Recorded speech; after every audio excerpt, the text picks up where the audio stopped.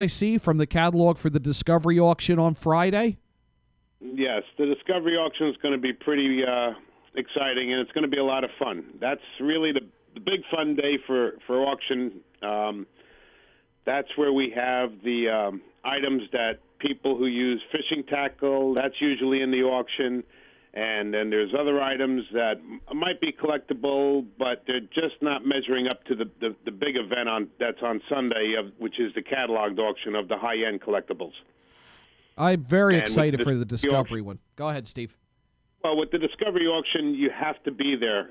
Sunday's auction, we have online bidding, and we have the absentee bidding, and we have the phone bidding. With the Discovery auction, you have to be there in person, and you bid on the items, and you walk away with them, which I really like because there's nothing left in the room after the day. And now, let's go through some of these items, and we're fortunate enough for those who are following Yankee Fisherman streaming on the Hersam Acorn network that we can get a look at some of these items that Steve is that we're talking about here. Okay, those will be items for the Sunday auction. That's not the in Sunday. The Discovery that auction. is the Sunday auction. Now Saturday is the kind of in between there. Right. Well, yes. Saturday is a show. Yep. In other words, the events are lined up with Friday being the Discovery auction, where you can find the listing of items on our website, right on the front page of our website, and you could get to that at crossroadsangling.auction.com.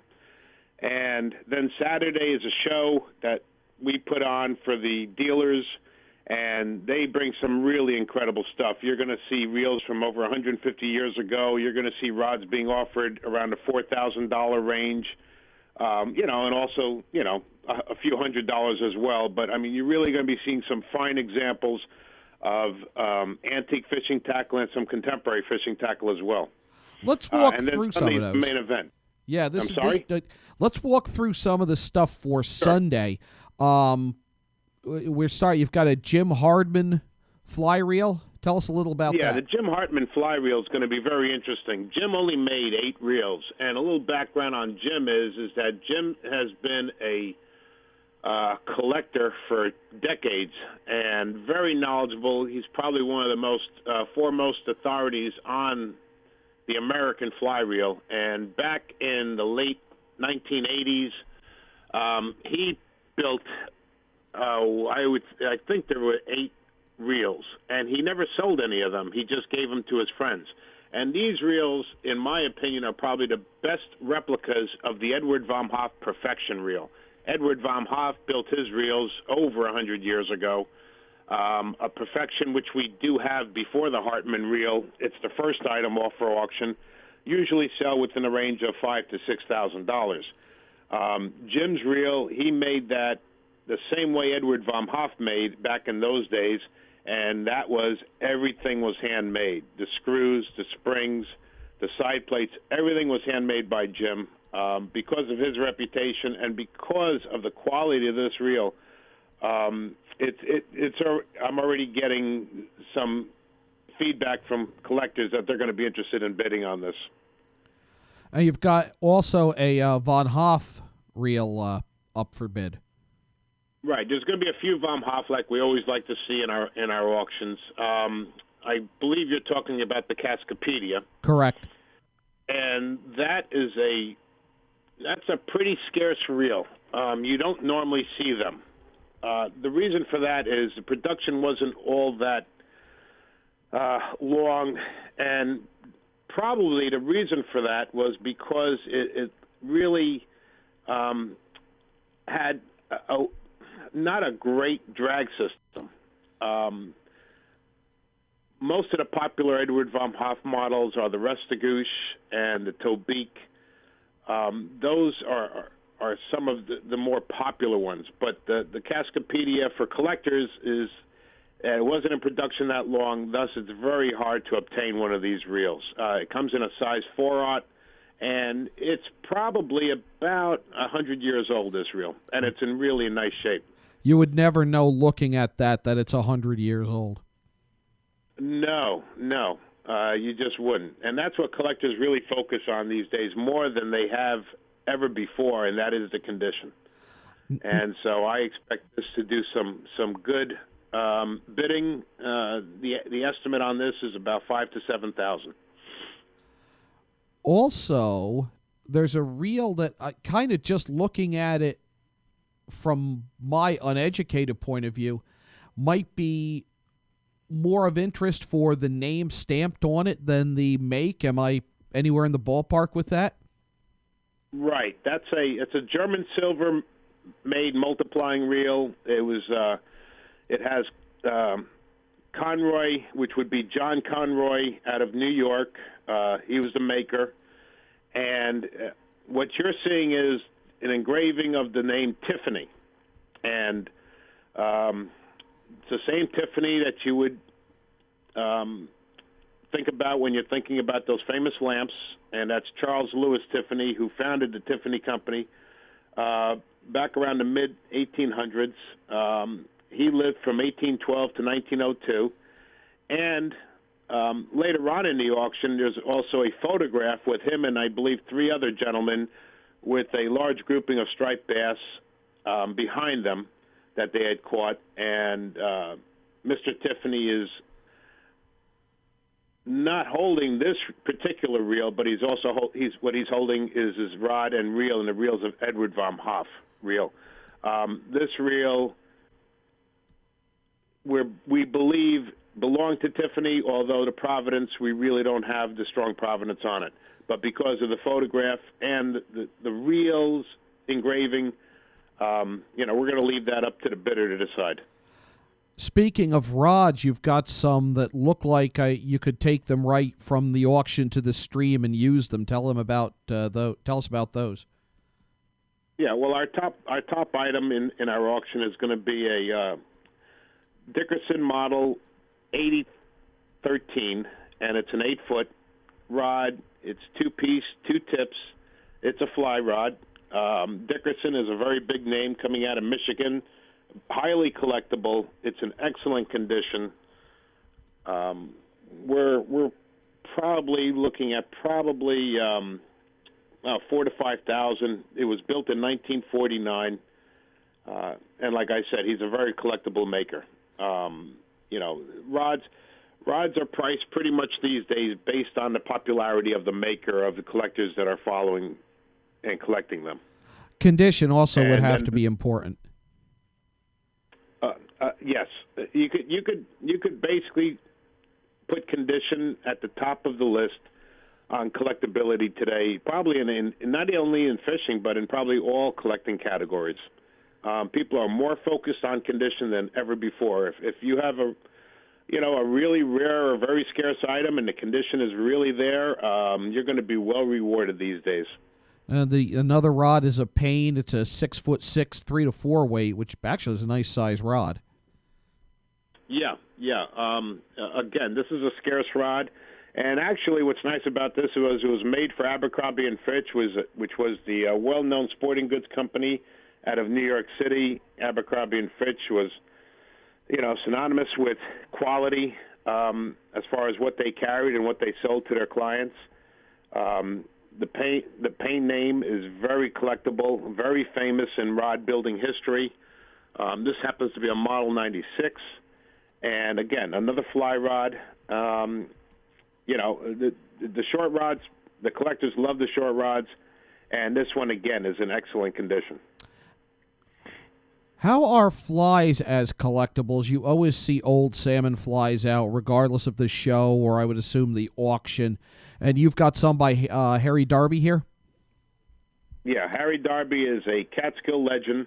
And he passed away, Harry, in the early 1980s. He started tying somewhere around the early 1930s. He was friends with another Catskill fly tying legend, Walt Deddy, and both the Deddy name and the Darby name are well known for their fly tying ability and their contribution to fly fishing as far as their flies are concerned. So they're very collectible flies. This happens to be in a large frame. Normally, with Harry Darby, you would see trout flies being offered, but here we have salmon flies. Harry liked going to the Marguerite River up in Canada and fish, I believe it was every June. And this is an excellent example of 12 of his salmon flies with a photograph and a signature of his. And we expect this to do well. This has a estimate of 400 to 600, and I wouldn't be surprised to see that go past it. Speaking of Harry Darby and Walt Deddy, you've got a piece of artwork that shows just how big their names were up for auction. Yes, and I love this piece. This is my favorite item in the whole auction, only because years ago I was at an auction where this was offered, and I bid on this item and lost it to the consignor. And I'm finally glad to see this back, at least temporarily, in my possession.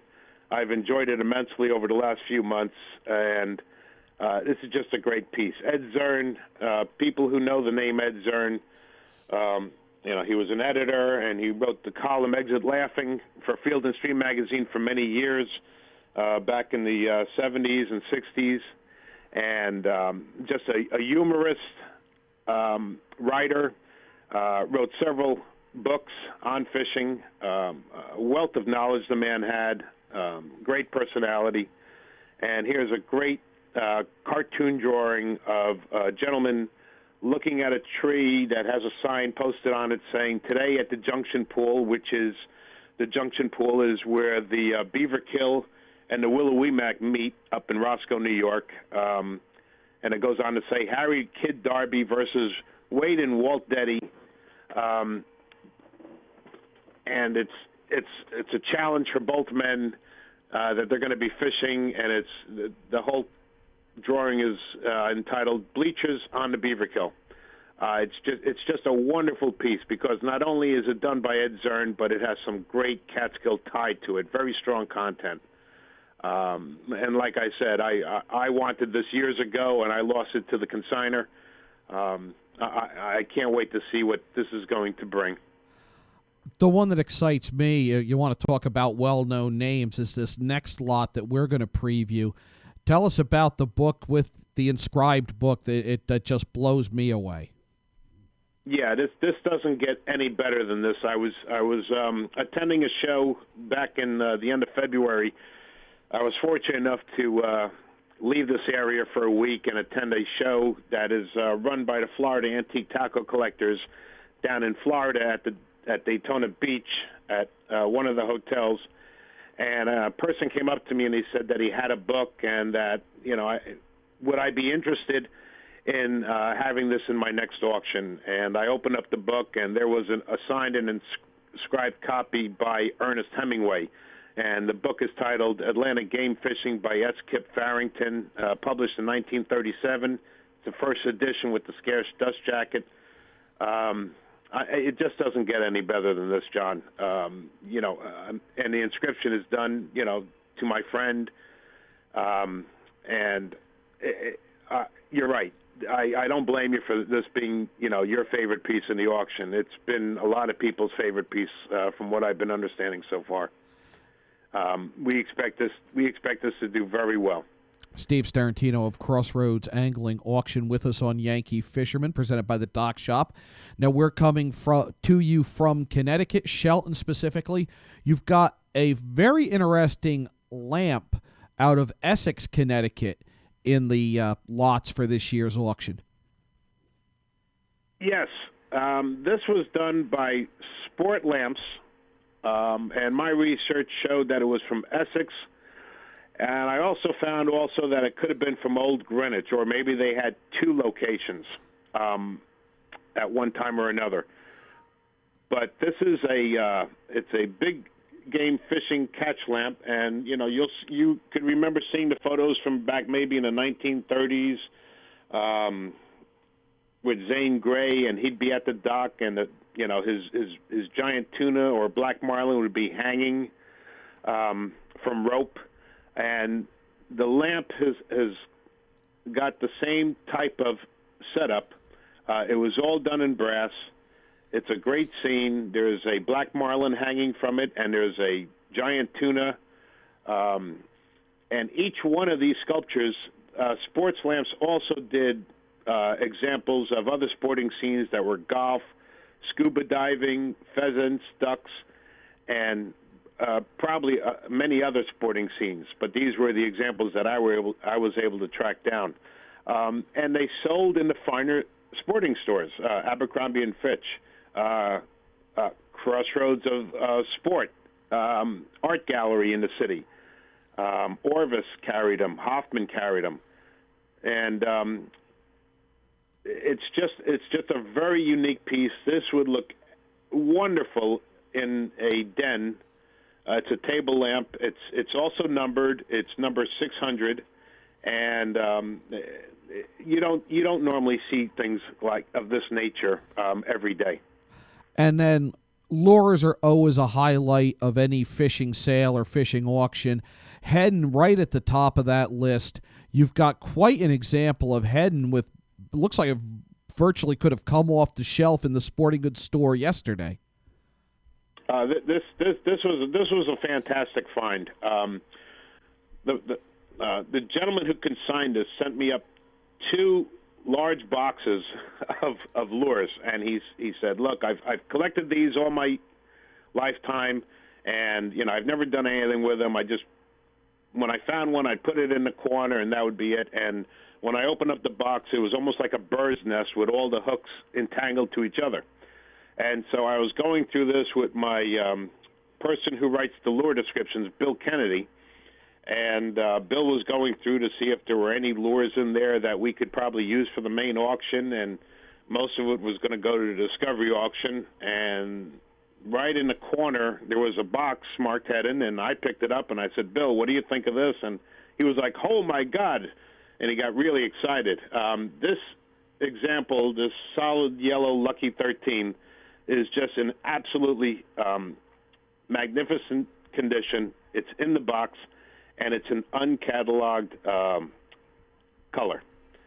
So collectors are very interested in that, and this is going to have some strong interest in it. Heddon always draws big interest. It's the most popular in collecting. And absolutely. We will talk more about 4. that. Go ahead. Well, you have the big 4 companies back then, back in the 20s, 30s, and 40s and 50s, and those would be, Heddon, South Bend, Creek Chub, and Shakespeare. And the most popular has always been over the years Heddon, without question. I don't know the reason for that. I never really asked a lure collector that question. It would be a good question for me to ask them someday. Or I can ask them when I'm down there, because we are going to be down there with Yankee Fisherman set up at the Crossroads Angling Auction. That's at the Holiday Inn, 1000 International Drive North. It's in the International Trade Zone in Bud Lake, New Jersey. It's just off Interstate 80, very convenient, right near the intersection of Route 80 and 46. We will be there for the Discovery Auction all day on Friday, and for the Antique Tackle Show, and that's Friday, April 17th, let me be clear, and then for the Antique Tackle Show, Saturday, April 18th. We will be filming for an upcoming edition of Yankee Fisherman during our visit there. And Steve, I'm looking forward to talking to you while we're there about some of these other collectibles, some of the regional stuff, and about the whole hobby that is collecting angling history. Really looking forward to it. Well, John, let me just say that Crossroads is really excited on having you coming on down. I think it's going to be great for your audience, and I think my customers that are going to be there are going to be really excited to have you there, and they're going to be really willing to share with you their stories on their collecting and the hobby that they love so much. Really cannot wait, and it gets me back to where I grew up. So that is the Crossroads Angling Auction, April 17th through 19th at the Holiday Inn in the International Trade Zone in Bud Lake, New Jersey. Yankee Fisherman will be there getting stuff together for an upcoming segment. Steve Starantino, thank you so much for joining us. Thank you, John, and I'll see you next week. See you next weekend. You're listening to Yankee Fisherman, presented by the Dock Shop on HANradio.com. Spring is finally in the air, and our favorite season is upon us. The Dock Shop is all geared up with a great selection of fishing tackle, custom fishing rods, and all the latest accessories to replenish your tackle box. The Dock Shop has also just brought out the newest spring fashion apparel from Montauk Tackle, Altered Latitudes, Kaylee Smith, and Margaritaville Apparel. Need some new foul weather gear for those chilly spring mornings? The Dock Shop is loaded up with Grundens and Stormer in a variety of styles and sizes. Ladies, we've got you covered as well with spring apparel and the newest designs of coastal jewelry, bags, and accessories. Boater, beach bum, fisherman, or simply love the New England coast, this is a unique place to shop. The Dock Shop, 51 Tokenique Road, Darien, Connecticut. Visit us at dockshop.com. Alliance. We are an industry leader in coordinating transportation for large events such as corporate road shows, conferences, and special events. Our team of experts understands the dynamics and logistics of high-pressure situations and complex arrangements, all within a rapidly changing environment. Since 1999, we have added charter jets, event management, and personal protection to our range of services. Mention this ad for $25 off your next round-trip reservation. Alliance and you. Together, we can achieve the extraordinary. 855-546-6996 or alliancelimo.com. It's Lots of Characters, specializing in children's birthday parties with your child's favorite characters. When you want to party hardy, when you need to celebrate, call us, we won't be late. We help create lasting memories for you and your child on their special day.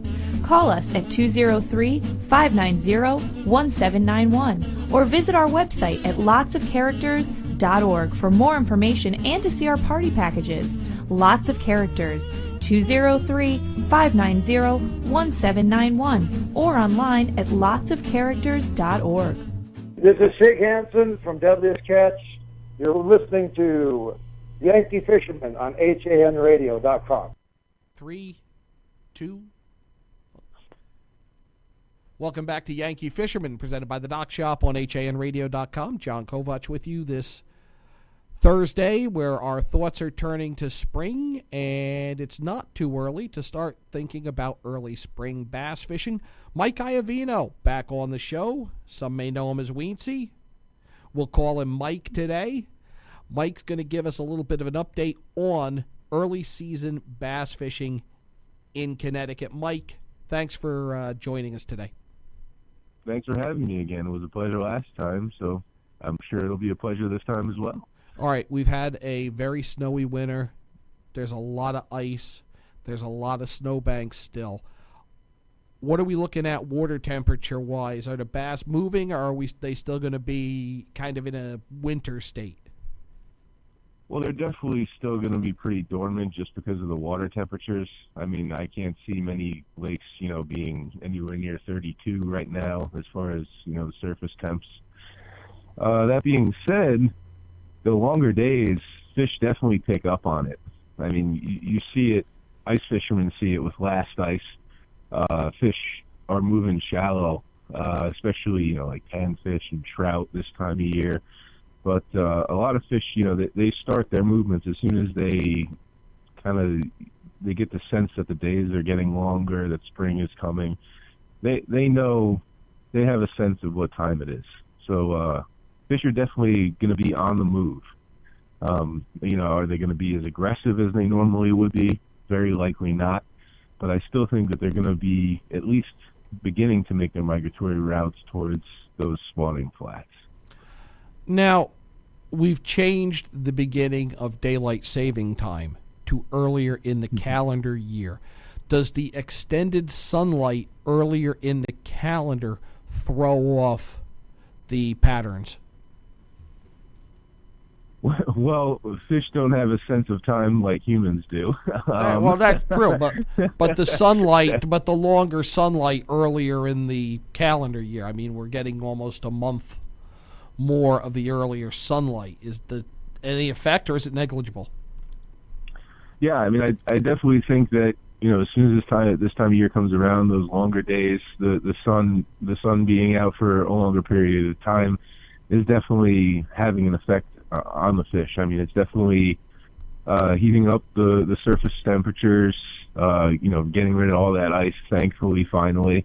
And the fish can definitely sense, like I said, that the days are getting longer and it's about time to start moving. So what are some of the better tactics if you do get out for early season bass? Well, early season bass are going to be caught on some of the similar things that you would be targeting them during the winter with, believe it or not. Jigging spoons, things of that nature are going to work on those fish that are still in those wintering areas, because some will still be there. But those ones that are on the move, I mean, my favorite thing to throw for them is a hair jig. It's probably the number one early spring bass lure for this area, in my opinion. All of the northeastern waters, if you're fishing in April, May, like early May, you're going to want to have a hair jig tied on for sure. Other things, an inline spinner, Blue Fox, Vibrax makes one, Meps makes one. Guys throw them a lot for trout. For the big ones for pike, but they're an excellent bass lure, phenomenal. Another thing also is suspending jerkbait. Always going to be throwing one that's, the key is that it's suspending. None of the floating jerkbaits. You want it to really sit in front of the fish's face for a long period of time. And you can also catch them on your standard swim grubs, straight tail worms, things of that nature, but typically the low and slow is the way to go the earlier in the season that you're out there. So with the jigging, you could really take a boat out or go out on a dock and almost duplicate what you would do ice fishing? Well, it's hard to duplicate what you're doing when you're on the ice, just because you're in that extraordinarily stationary state. But you can definitely use ice fishing tactics, like vertical jigging spoons. That works very well during the winter and late fall, but also you'll definitely be able to catch some fish on it in the early spring. The main difference between how the fish are going to be caught in the late winter versus the early spring period is where they're actually located, and that's going to kind of dictate how you're able to pattern these fish. The types of structure they're on, they move from those basins that are relatively featureless to they start moving to structure, and they start really relating to structure, using it for heat first and foremost, secondly for cover, but also transition areas are key. In rocky transition areas where you would have like a long tapering point going out into the middle of the lake, or a rock structure that's very close or adjacent to a spawning flat. Those are the type of things that you're going to want to key on in the early spring, just because even though those water temperatures aren't up there, the fish still have that routine on their mind, getting to the spawning flats.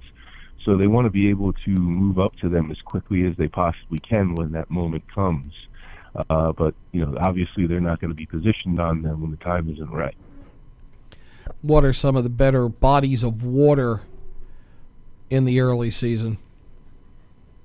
My favorite body of water to fish in the spring is hands down Candlewood Lake. As soon as that ice is gone from there, that lake fishes phenomenally well. Right now, it's being filled up very, very quickly. They're pumping it up to get it to full pool by April 5th. And that will definitely help with breaking up the ice, but it's also going to throw in a little bit of a mix. The fish aren't exactly going to know how to position or know what's really going on. 13 feet, I think, was the drawdown this winter. So 13 feet of water that's a lot of water. It's a lot of water moving. It's going to have the fish scrambling a little bit and moving a lot. trying to figure out, a comfortable spot for them to be in. So Candlewood might not be good for the first couple of weeks in the early spring, but other bodies of water like Bantam's a great early season spring fishery. It doesn't close like most of these other bodies of water do for the trout stocking. So, it's one of those fisheries that's open year round. Obviously, the pike season closes there, I believe, March 1st. But the bass fishing season there, never closes. Lake Willenona is great. Gardner also, that's another early spring lake that fishes pretty well. There's a lot of bodies of water around here that have relatively easy access that, you can have success fishing in the spring. And, really as the spring goes on, really every body of water you're going to be able to catch fish on, just because those fish are really moving. They're getting aggressive. They're coming out of a long winter, especially this winter. I mean, goodness, there's been ice on the lake since early January. These fish they're going to be eager, I'm sure, when those sunny days arrive. They're going to be moving up pretty quickly.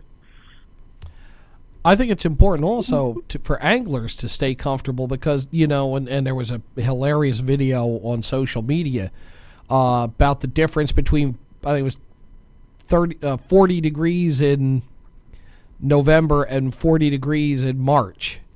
And 40 degrees in March, and everybody wants to be out there in the shirt sleeves and whatnot. And it can get cold quick as the season changes still. Oh, absolutely. Especially when you get like a rainy day. And you get those overcast conditions. That rain is raw. And, when it's 42 degrees and pouring rain, it's not exactly pleasant being out there, especially when you add some wind to the mix. So, definitely got to dress for the occasion. I rely on guide wear. I use Cabela's guide wear almost exclusively. I've had guide wear forever, and any Gore-Tex rain suit. I mean, Sims makes a great rain suit. There are a lot of companies out there that they make phenomenal Gore-Tex rain gear, but you're definitely going to want to invest in some of that if you're going to want to head out there.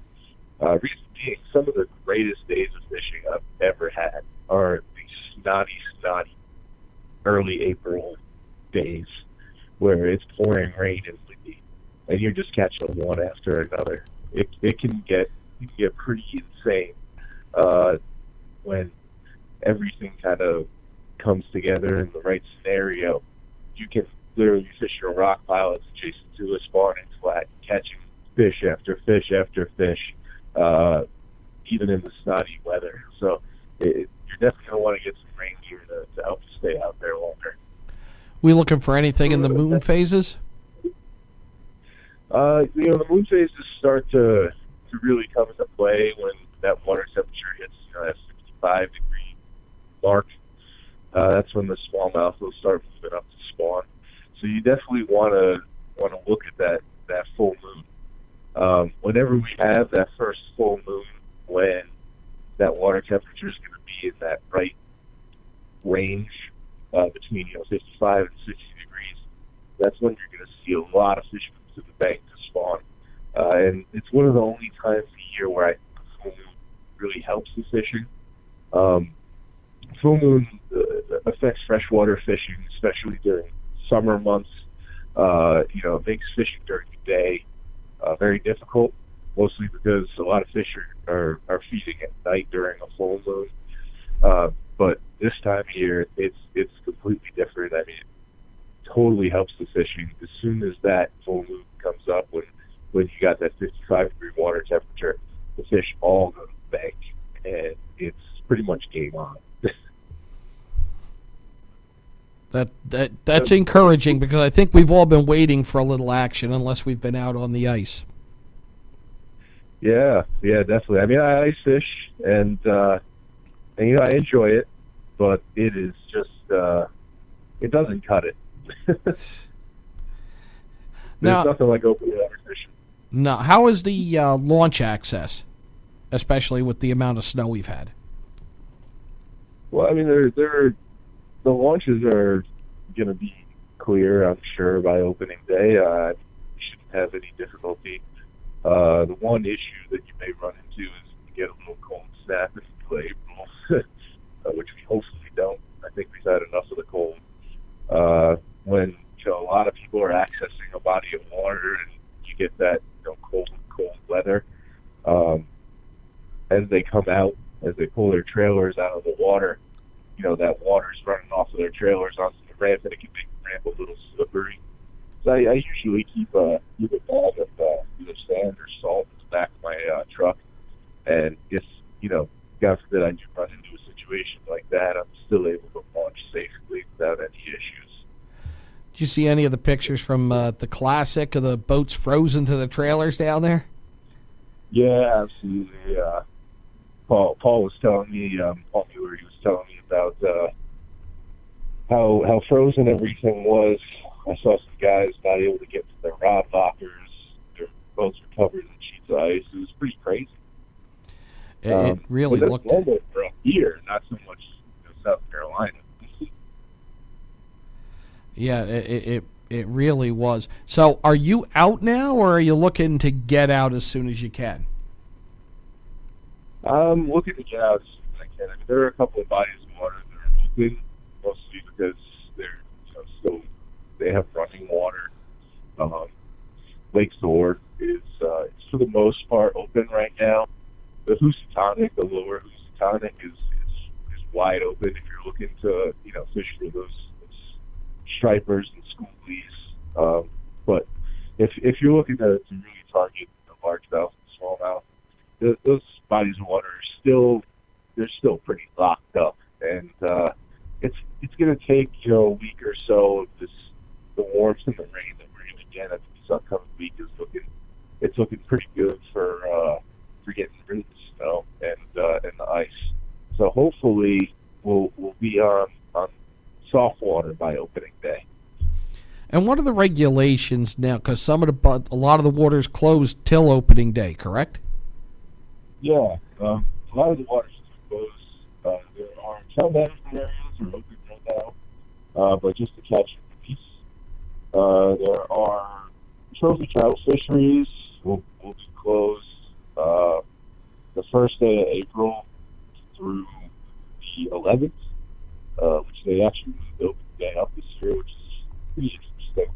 Unfortunately, it's some of the bodies of water that you probably don't want to fish are still going to have a lot of ice on them, especially in that northwest corner, like Manta, and those bodies of water again still have some ice. And I definitely want to urge people that are going to get out there to be safe. I mean, a lot of people are probably not used to dealing with the sheets of ice, floating ice on bodies of water, especially on opening day. Usually everything's completely gone, thawed out. But I just still think there's going to be quite a bit of floating ice out there. You're going to have to keep your eyes peeled for it, because you definitely don't want to hit any floating ice and damage your boat or, God forbid, yourself. So. Yeah, definitely something to be cautious for. Anything else somebody who hasn't done a lot of early season bass fishing should know going out? Well, as far as gear is concerned, I mean, there's a lot to bring with you when you're fishing early in the season. You always, like you said, you always want to have a bunch of clothes. Definitely, you can never be overdressed. You can always take layers off, but you can't put ones on that you don't have with you. Right. Secondly, is rods. I mean, you're gonna have a lot of rods and reels and a lot of baits on the front deck of your boat or with you wherever you're going fishing, even if you're fishing shore. There's a lot of different tactics that are going to be successful in catching fish, and one day to another, things can change a lot. And that you got to be prepared for it, because the weather conditions can change so quickly in the spring. It can go from being, 30 degrees in the morning to 65 in the afternoon. And if it does that, if the sun just pops up and it gets hot, those fish are going to move, and the fishing that you experience in the morning is going to be completely different than the fishing that you're going to experience in the afternoon. So you have to be ready for it. Personally, I mean, I bring probably 10 or 12 rods with me whenever I'm going out there this time of year, just because I know that in an instance those fish could move up shallow, and I'm going to be fishing a completely different way than I was 5-10 minutes ago even. So there's small windows of opportunity you have to be prepared to capitalize on. So I always have like two different suspending jerk baits on two different rods. I use Kistler magnesium rods, and I use a glass rod actually for both of them, just because jerk baits they have treble hooks on them. So if you want to be able to kind of have a soft rod that's not going to rip the hooks out of the fish's mouths. But I'll have one that's going to only dive to about 4 feet, and that's going to suspend in that 4 feet. And then I'm going to have one that's going to dive down to about 8 or 10 and suspend in that 8 or 10. So that allows me to cover two, though you wouldn't think there's that much of a difference in that 4 feet of water. It's going to make a huge difference to the fish that are going to be relatively sluggish at certain times. You know, when that water is cold, the fish may not want to come up to that 4 feet to hit the shallower running jerkbait. So that's why you have that deeper running one. But as soon as that sun comes up and starts beating on the bank, those fish may move up to where that 8 or 10 foot diver is actually going to be on the bottom as opposed to suspended above the bottom, which is what you want out of a jerkbait. So I also have, going off of that, I always have two different rods with two different size hair jigs tied on. I throw an 1/8 ounce and a 1/4 ounce. 1/4 ounce, I fish that 10 to, I could be fishing anywhere from 10 to 30 feet deep with that 1/4 ounce hair jig. Going out 6 pound test. I always use fluorocarbon for a jerkbait just because it's a natural, hair jig, just because it's a very natural presentation. So I try to keep it as natural as possible. But that 1/4 ounce is just a little too much when you're throwing into some of those shallower areas that fish are going to move up into when that sun pops out and really beats on the bank. So you're going to want to go down to an 1/8 instead of a 1/4.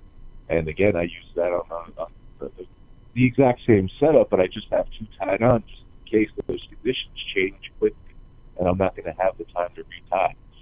You know, it's all about capitalizing on those small windows of opportunity when you're bass fishing. So being ready and having those two different baits tied on and ready to go can make the difference between you catching that extra fish that you wouldn't have caught otherwise. So, good advice. Where can people get your advice regularly, Mike? well, I mean, I do have a blog. It's World of Bass. I update that blog pretty regularly. I also write several articles. I write for BuyerPhysish.com, a really great resource for bass fishing. And I write for Rawfish.com, another great resource. Hopefully this year, I've been talking to the editor, James Hall, of Bassmaster Magazine, and some of my work may be available to readers there. A lot of places you can catch up. As the season warms up, can we get you back on to talk more about local bass fishing? Oh, definitely. There's going to be a lot of stuff to talk about. I mean, there's a lot of industry coming to Connecticut. I mean, you got Bass Pro Shops moving into Connecticut. Come the end of 2015. Another large tackle distributor coming to Connecticut, Northern Bass Supply, which is actually recently acquired by a tournament fisherman, a local tournament fisherman, who I'm really excited about it. He's bringing it to Wallingford, and I can't even explain how excited I am to have such a huge distributor of baits. I mean, Japanese direct bait, tackle, all sorts of stuff coming to right here in Connecticut. Yeah, I'll definitely want to talk to him. Yeah, it's there's so much stuff going on in Connecticut as far as fishing. There's tons of open bass tournaments out there, especially in April and May.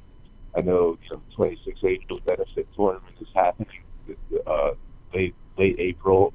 I think it's April 25th is the date for that, and that's another really, really great opportunity just to experience bass fishing and do it for a great cause. I mean, there's just so much stuff going on in Connecticut as far as bass fishing and fishing in general, the fishing industry. There's a lot of good coming out of this state, and I love sharing it with you guys. So whenever you want to have me on, you just let me know. Oh, I will, and it'll be soon because it's a very exciting time to be talking fishing in Connecticut, just as you said. Mike Iovino, can't wait to have you back. Thanks for joining us on Yankee Fisherman, presented by the Dock Shop on HANradio.com.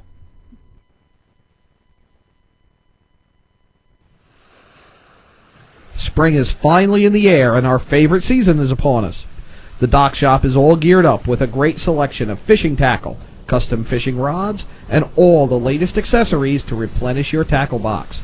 The Dock Shop has also just brought out the newest spring fashion apparel from Montauk Tackle, Altered Latitudes, Kaylee Smith, and Margaritaville Apparel. Need some new foul weather gear for those chilly spring mornings? The Dock Shop is loaded up with Grundens and Stormer in a variety of styles and sizes. Ladies, we've got you covered as well with spring apparel and the newest designs of coastal jewelry, bags, and accessories. Boater, beach bum, fisherman, or simply love the New England coast, this is a unique place to shop. The Dock Shop, 51 Tokenique Road, Darien, Connecticut. Visit us at dockshop.com. Healthy, confident smiles begin at Stratford Orthodontics. Conveniently located on Main Street, we are Stratford's hometown orthodontist. We offer the latest in orthodontic technology, including Damon braces and Invisalign. We always accept new patients. Call today to schedule a complimentary consultation. 203-375-8332. Stratford Orthodontics, 2499 Main Street, Stratford. 203-375-8332. And online at stratfordsmile.com. Ever wonder why a story becomes news? Find out each Friday on Behind the News on HANradio.com. We'll bring in the newsmakers from around Connecticut and the journalists who cover them. Who is making the news? What did they do? Where did it happen? When and how did that story unfold? Find out on Behind the News, hosted by Kate Chaplinsky, John Kovach, and myself, Josh Fisher. Fridays at noon on HAN Radio. Hersam Acorn and HANradio.com. Welcome back to Yankee Fisherman, presented by the Dock Shop on HANradio.com. John Kovach, and I am joined right now by phone by Jamie Verab, who is the owner, president, CEO, and just about everything else for Any Bassin. Jamie, thanks for joining us. Thank you. Now, I think most people, when they first hear bass fishing, they think about the South, particularly the Southeast. How is New England as a bass fishing destination? I think New England offers a ton of bass in a variety of smallmouth and largemouth, and one of the best bass fishing areas throughout the country. We have a couple of the lakes around here that have actually are in the top 35 lakes in the United States, and we offer a lot of competition as well as enjoyability for anglers out there in the fishing community. Now, how did your interest in bass fishing start?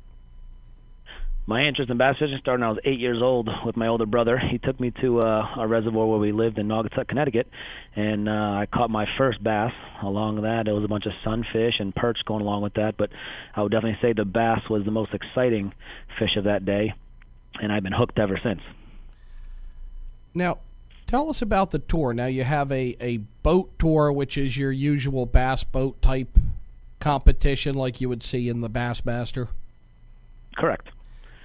And that opens up April 26th at Lake Lenona in Newtown. Yeah, that's our first event. Yep, that's our first event of the 2015 circuit. We do have 3 divisions. We first started off with just a Connecticut division about a few months ago, and this is going to be our first year running NE Bassin for 2015.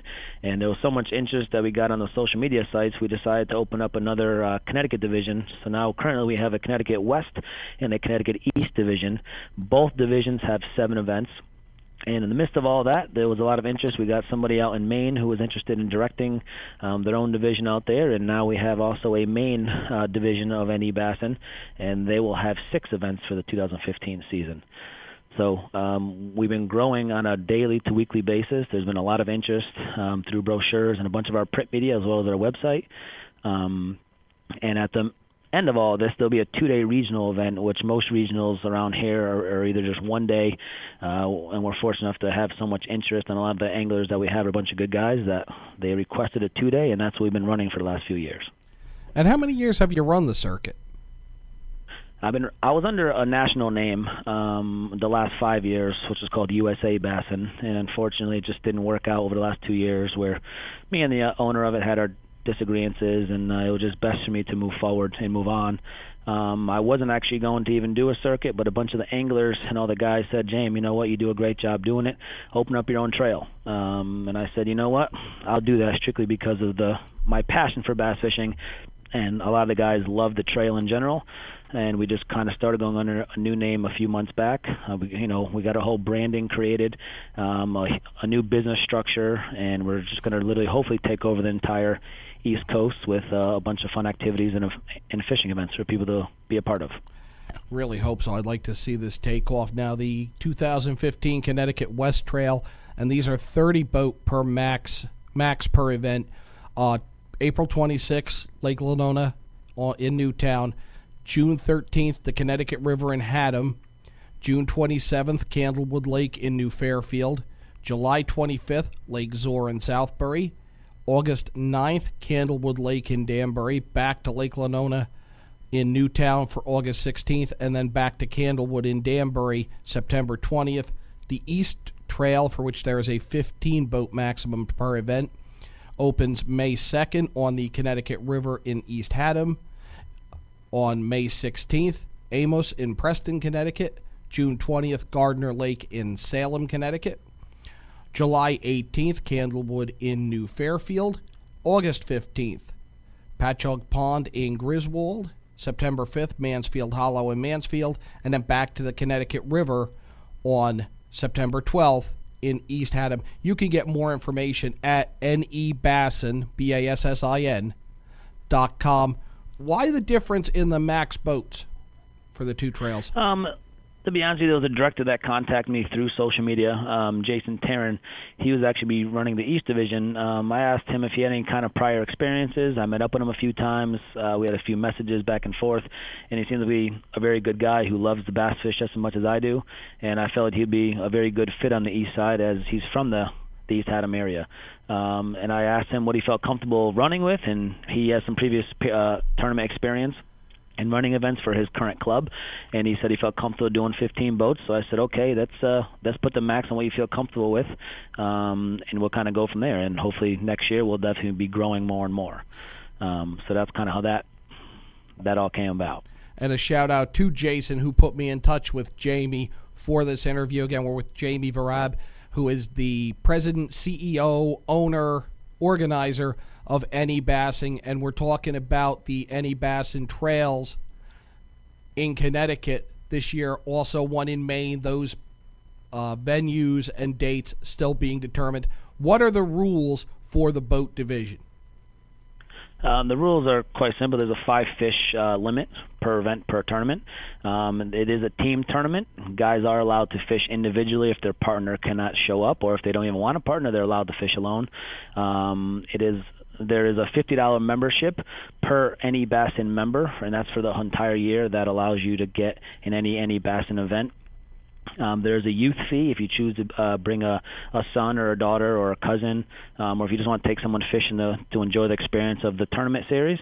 That's a $15 membership fee.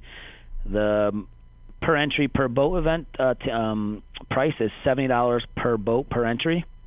and that's obviously per team. So it's a fairly affordable, very cheap trail in regards to the funds. As far as rules, those are the simple rules as of now, and then once we get into the tournament, we talk about those rules during the morning of.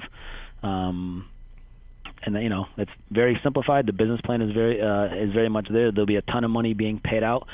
I would say, I know we haven't talked about our kayak series and small boat yet, but just the grand total, they'll be over in the grand scheme of things. If every trail is maxed out at the max boat, as well as the regional event and the classic event for the kayak and small boat series, there'll be over $30,000 being paid out for the 2015 season.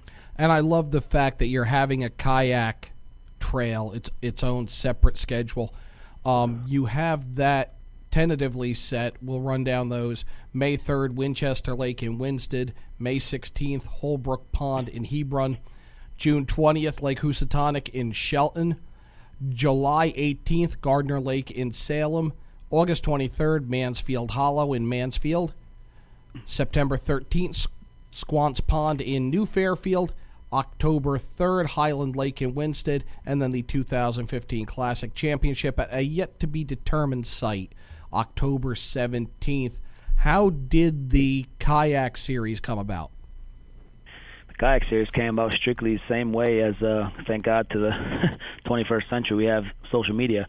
There was a gentleman, I'll give him all the credit in the world. He actually contacted me a few weeks back through an email, a gentleman out of Middlebury, Connecticut, and he said, in the email pretty much said that, hey, James, is there a way I could fish out of my kayak for your events?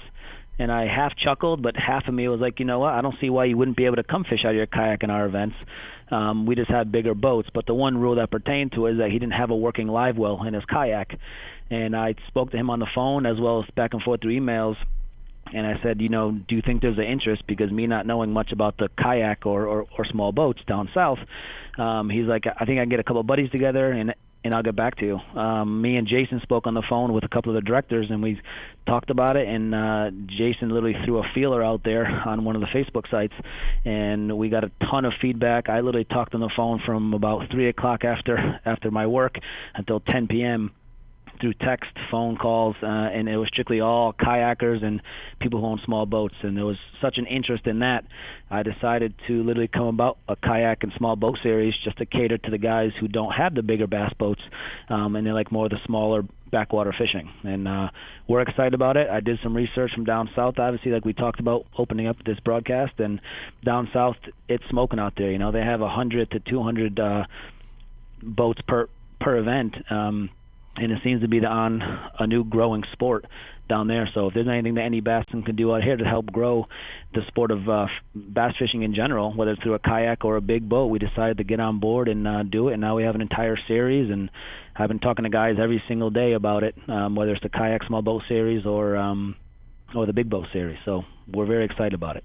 A 25 boat maximum on the kayak dates. I'm so excited about that because it's a type of fishing that does intrigue me, and you are seeing it more, guys getting out there in kayaks. I associated it more with saltwater angling, but it just makes sense that it's a great vessel for freshwater and for getting into places that you might not get with a big bass boat, and you definitely won't get via the bank.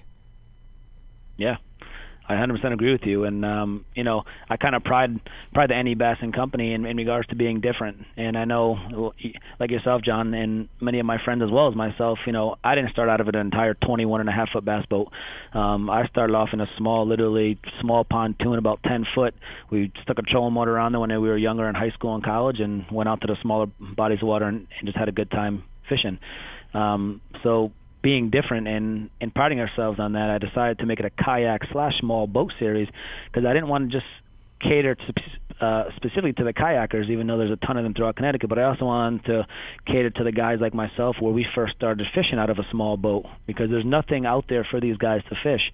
So when we tried to manufacture this entire trail, speaking with a bunch of the kayakers who plan on fishing our trail this year, there was a bunch of information that we got back, and we took some research, and I spoke to a couple national names out there, and looked at their websites and contacted a bunch of different sponsors about it, and now it's all fair game. So any kayak size is allowed, as well as a small boat, 12-foot or less. As long as they have an 80-pound thrust trolling motor, they're okay to fish the event. And I know the new thing for kayakers is to put a smaller trolling motor on this, so you don't have to paddle a long distance. So I think they both play hand in hand with each other. I think it's going to be an awesome event. They're going to be fairly new, obviously, because it's a new upcoming sport. And I know just for myself, they won't be obviously having a weigh-in with actual fish, but there's a measuring system that they use with photos. And we're pretty excited about this for the 2015 season. So you'll do like a template and they photograph the fish?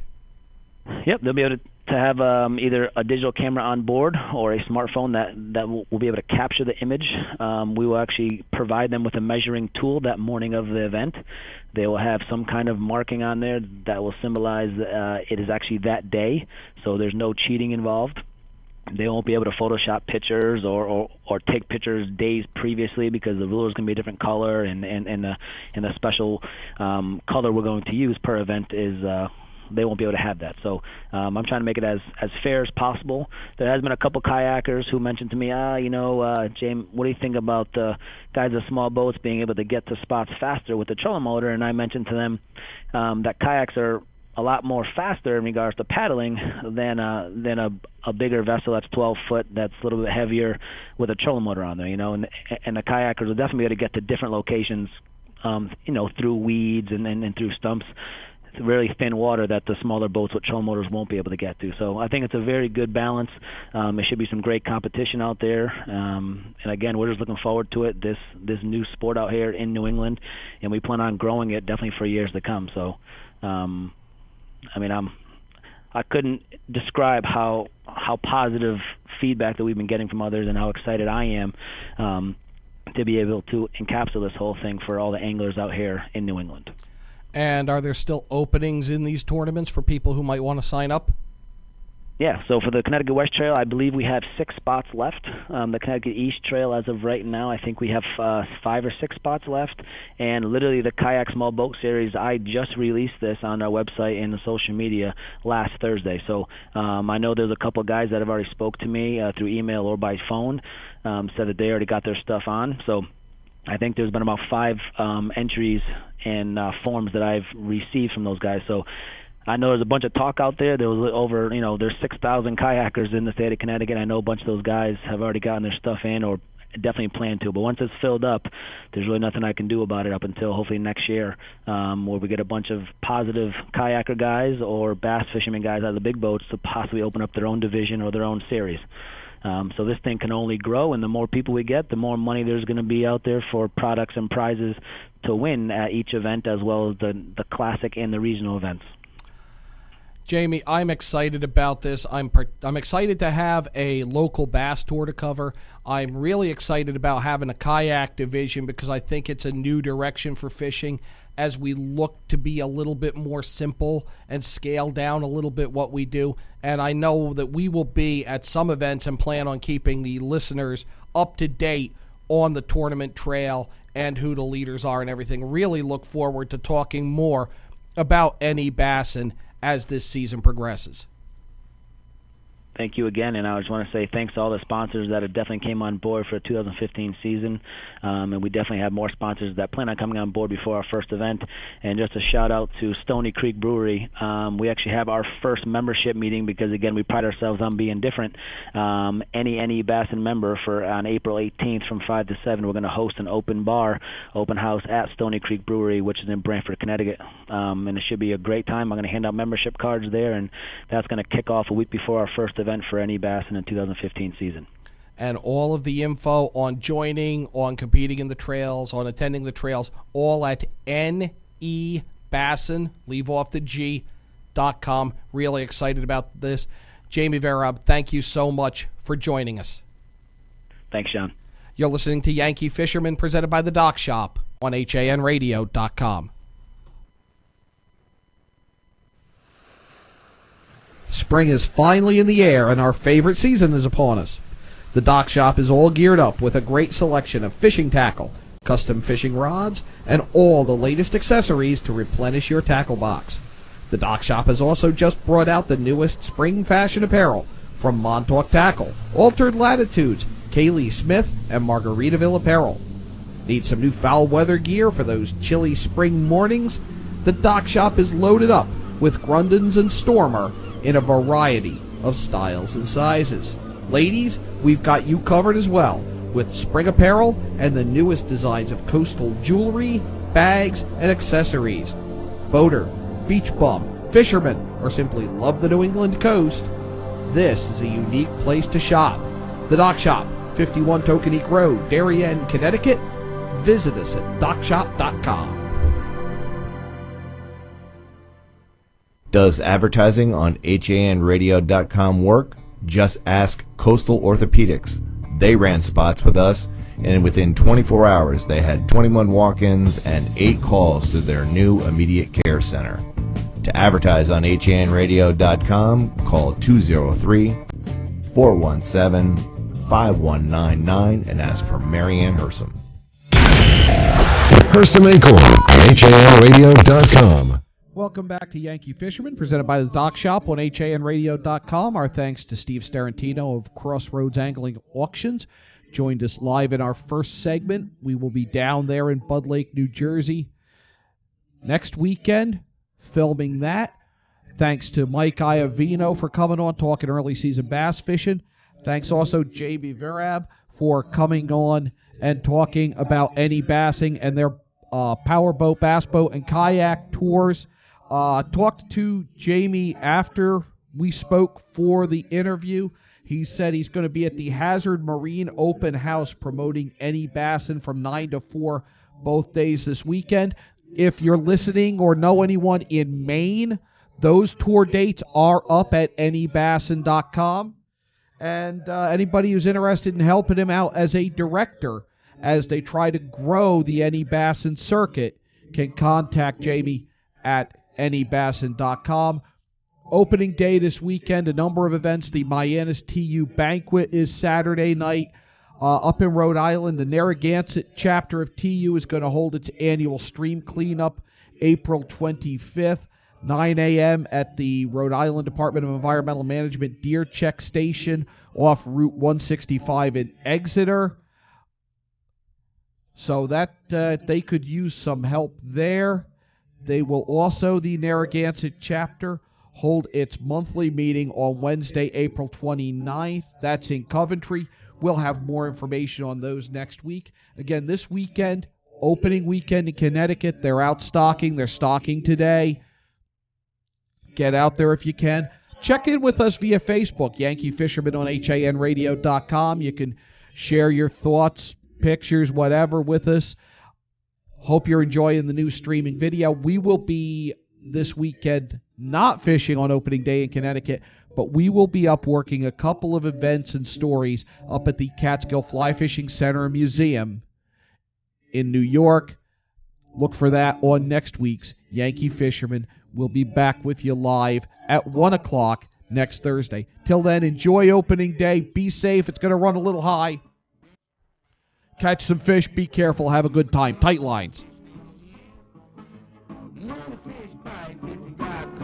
Oh, here's a little tip that I would like to relay. Little fish bites if you got good day. Mama going fishing, mama's going fishing.